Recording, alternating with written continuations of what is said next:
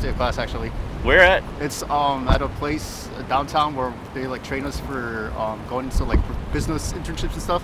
Oh. So yeah, that's why I'm dressed Cool. like this, not just like normal. Yeah, you don't always dress like. Yeah. Okay, you look nice. Yeah, thank you. So I would hire you. So yeah, I don't know if this is gonna stand Yeah, up. it's pretty windy. I usually try to put it up kind of high so that we're not looking at us outlined against the sky. That's We're probably not going to be in anybody's way, right? I can put this. You want to stand over here? Yeah, I wouldn't mind that. All right. Yeah, that's my thing. Is I want it up high enough so it's not like looking up at us. Yeah. So what's your name? My name's Eduardo. Eduardo. I'm Jeff. Nice to meet you, Jeff. Yeah, good to meet you. So what's your initial take on that? I might even end up holding on to this thing. Yeah. So the initial take on the question, what do you think we have after we die? Yeah. Well, I guess my own personal opinion about that would be I don't think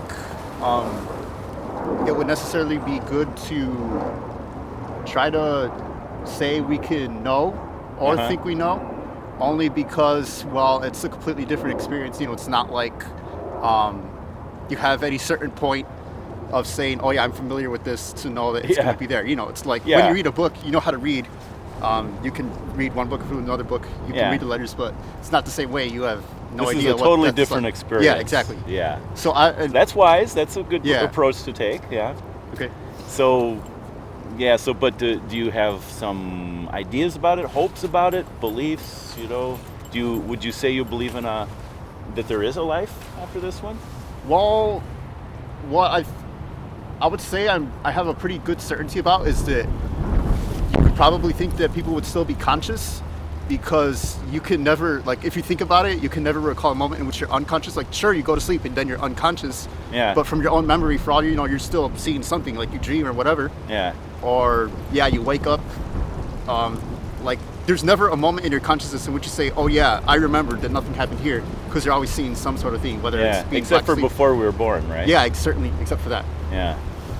So you would say that after we die, I think we would probably be conscious in a certain way. Yeah. Now, Eduardo, did you grow up with any kind of like a religion? Yeah, actually, my mom is Catholic. She's raised me to be Catholic, and that's something I put a lot of my faith into, like personally. Yeah. So, like whether I have like struggles with beliefs or think a certain thing, like I've always had the opinion or that mindset that that's probably the way I should go. Okay. Now, I know I'm not Catholic, so are you aware of like Catholic Protestant, that whole... Yeah, I'm aware there are certain like where Protestants came from and stuff like that, or... Yeah, the way I think about it is probably just more of, disagreement. We can go into the whole, there's probably a lot of theological things or political reasons for that. But at the end of the day, disagreements happen all the time. We don't know how severe they were or how severe they actually are. Right. So it's not something to think about, oh shoot, this guy's a Protestant, I can't say this, or this guy's Catholic, I can't say that. Yeah.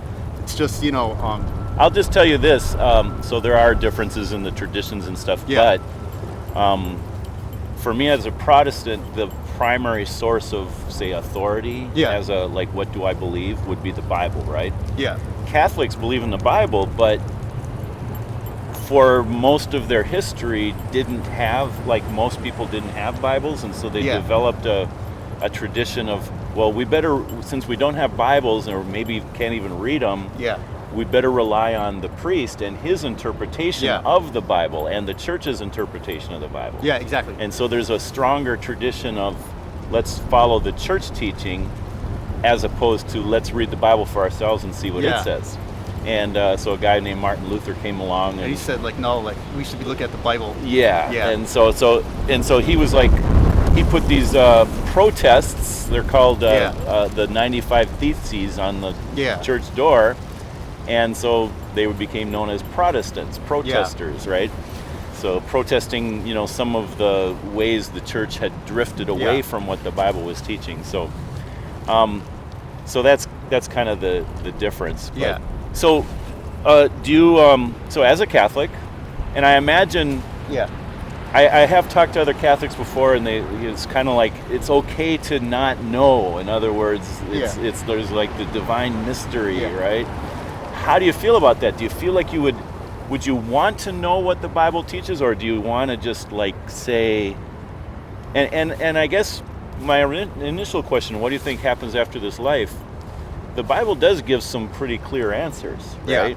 Now, you kind of answered it more from can I scientifically prove what happens, you know, because in life there's a lot of things we can scientifically prove, and so you're saying, well, we can't really know on that basis, you know, on a basis of what we already understand. Yeah, this and, is a totally sorry different... if I'm laughing too much because I have I'm nervous, you know, I don't like to talk to people much. So yeah, you know, if I'm being like too weird or getting because of and that, if you don't like the camera at all, I would love to have the conversation even without it. No, it's fine. Okay. You know, So I guess have you read the Bible much on your own? Well, I don't read it too much on my own. Usually, it's just like whatever, you know, you go to mass, there's the Gospels and then the different readings.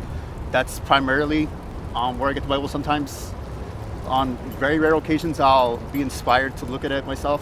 Yeah. But you know, it's it's like a struggle, like finding out, okay, why am I reading this? And you know, like. What am I getting at? Yeah, what am I looking for? Did you go to like a catechism and get confirmed and all that sort of thing in the Catholic Church? Yeah. They probably read the Bible quite a bit in there, right? Yeah. What's your impression of what the Bible does say? You know, like, well, I'll just say this, maybe, and you can tell me if you agree. The Bible basically teaches that there's a heaven and a hell and a final judgment day. Yeah, exactly. And some people will go to one and some will go to the other, right? What do you think would be the difference between someone who ends up in heaven and someone who ends up in hell? Well, I think that's probably a very hard question, because if you're thinking like, some people when they hear that question, they might be thinking specifically in the terms of Christianity, you know, like what would Christians say about this? And then when I think the proper way to think about it would be more generalized, like heaven as a concept of this place, you know, where the righteous people go, or who the human persons go, and then hell for people who have denied their humanity, essentially. Okay. You know, I don't know. I'm thinking that people should not just limited to Christians. Yeah, they should think of it more abstractly, because in the end, the Word of God, whether you believe, you know, whatever religion that is, whatever you think it is, the Word of God could have been revealed to anybody. And then, therefore, if it could be revealed to anybody, then you could take that abstract approach and come to the same conclusions. I see. You know? So you're saying it's not limited to, say, Christian Catholic. It might be Hindus, you know. Yeah, I think whatever, the way I'd say it is the different religions. Yeah, the way I'd say it, like, I guess to make an analogy, is like, it's like there's this, you know, if you heard the elephant one, like this thing that people are saying, oh, what is this? The blind man touching the elephant? And they feel the different things. Yeah. Where like they'll touch it and then, you know, they'll give answers to it. And I guess the way I see it is that Christians, they had the correct answer because it was revealed. But on the other hand, every single other person would say that too, of their own religion, whether they're atheist or Muslim or any religion, they would say we have that revelation. So it gets difficult in determining who has the revelation, you know? Yeah, it does. Yeah. It sure does. And I think it's true that if you ask, because I do ask, other people from other religions, do you have the right answer?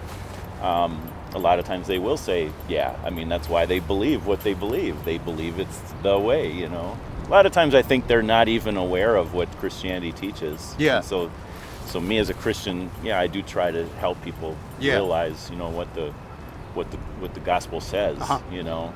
You've heard that word before, right? Gospel? Yeah. Kind of like a summary of the Christian message.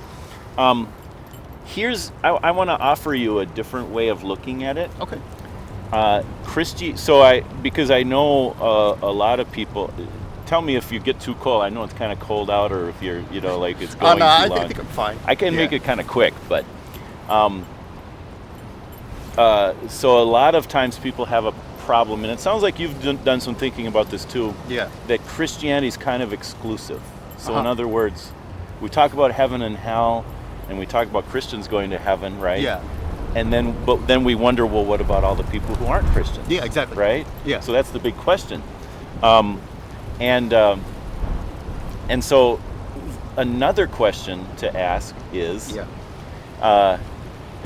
sorry, nervousness. That's no problem. Yeah. And I don't want to put you on a spot or anything, but Another problem, though, or another way of looking at it is, what the Bible does say that even though not everyone's a Christian, everyone does have.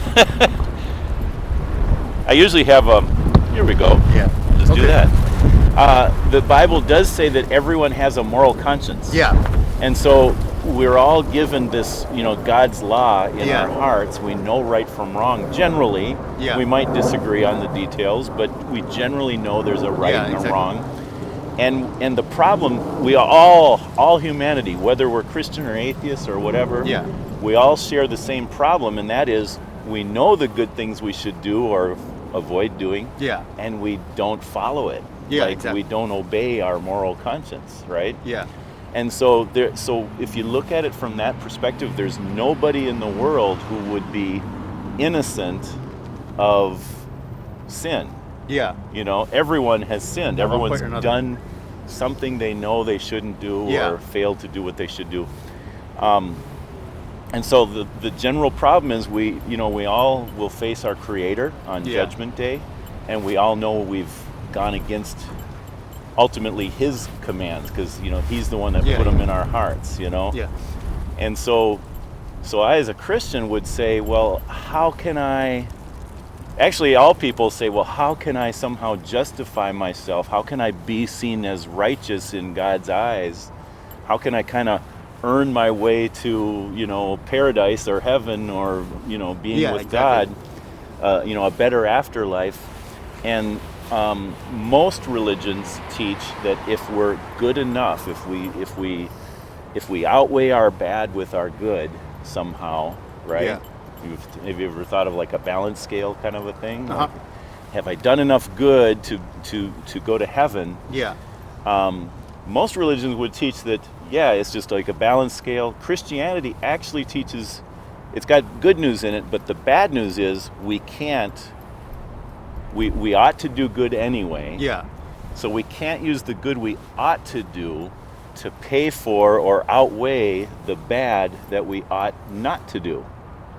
And so it's bad news is because it's like, I can't save myself. I've sinned. I've broken God's law. Wait, could you simplify that last part just a little bit? So the good things we do, we should do. Like, for example, if you saw a little old lady fall, I'm pretty sure, I don't know you, but I'm pretty sure you would. The good thing to do would be to help her up. Yeah. But you wouldn't be a good person for doing that. You'd just be doing what you ought to do. Yeah, what you're supposed to be doing.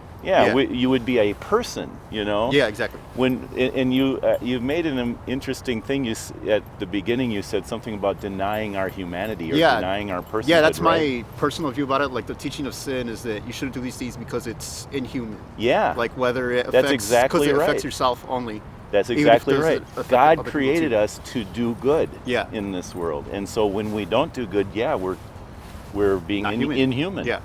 And so we're not being good humans for doing good. We're just being human. Yeah. And so I'm pretty sure we're in agreement then that the good things we do, we ought to do anyway, right? Yeah, so we can't use those things to justify, hey, I should be going here. Yeah, and we know we've done some bad things. Would you say you've done some bad things? Yeah. Okay. Told a lie, maybe.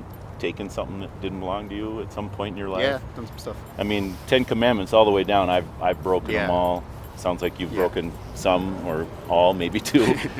And even like it says don't murder, but Jesus said even if you it's wrong to murder, but even if you call someone a bad name in anger, he said, he made it real serious. He said you're in danger of the fire of hell. Yeah. Whoa, Yeah. I've called some people some names before, So what I'm saying is the good we do, we ought to do it. We can't use it to outweigh or pay for the bad things that we shouldn't have done, right? So now you're kind of tracking with me there? Yeah, I get you. So other religions would say, yes, you can use those good things and do these religious acts or do these good acts. Even atheists try to be a good person. Yeah. I've never met an atheist who doesn't try to be a good person. Yeah, exactly. And so they somehow believe they can pay for or justify their existence. Christianity has the bad news. It says we can't pay for it, but then it says that we have the good news. Someone else paid for it for us. Yeah. Do you know who that would be? Yeah, Jesus Christ, the Son of God. Exactly. Yeah. Dying on the cross in our place. And so when we put our trust in Him, God honors that trust Yeah. and says, we become born again as a child of God. God adopts us into his family, and he honors the trust that we put in Jesus and allows us to be saved in heaven. Yeah. Not because we deserve it, but because Jesus paid for it for us, Yeah. So is that exclusive? In a way, it's kind of it's universal because everyone has the same problem. It's also universal because there's the same answer. Jesus. Put your trust in Jesus, Problem is not everyone does. Okay. Which leads me to want to go out in parks and places and find people that haven't heard about Jesus or maybe don't understand who Jesus was. Yeah. And try to tell them, Okay. But I don't feel like it's anything I can convince anyone of. It's it's really hard. Especially with the internet and stuff. There's a lot of information going around. I mean, of course, information in general I think is good. Of course, it's misleading. Yeah. But I don't know. I feel like my own personal idea is that probably happens on more personal circles. Like you're more inclined to lie about somebody that you know personally, rather than, I just see this guy on the news I don't like. You're not gonna lie about him, Yeah. But yeah. Anyway, but because there's all that information, people have a lot more sources. They're like, they have a lot more things to consider. Like, okay, what's this guy saying? They sure what's that do. Guy saying? Yeah. And I've been doing this for 10 years, and I feel like in that 10 years, more and more people are getting their information from the internet. And, yeah, exactly. And it seems like more and more people are confused and don't, There's a lot of good information out there as far as like what I believe is what the Bible teaches, and so it's more available to more and more people and more people groups around the world. Yeah. But at the same time, how do people figure out, well, what do I believe and what don't I? Yeah. And that's the hard part. So I just try to encourage people, read the Bible for yourself, and then get around, go to a church where they're teaching the Bible and that sort of thing. So I want to honor your time and just thank you. Yeah, thank you. I'll turn this off. Okay. And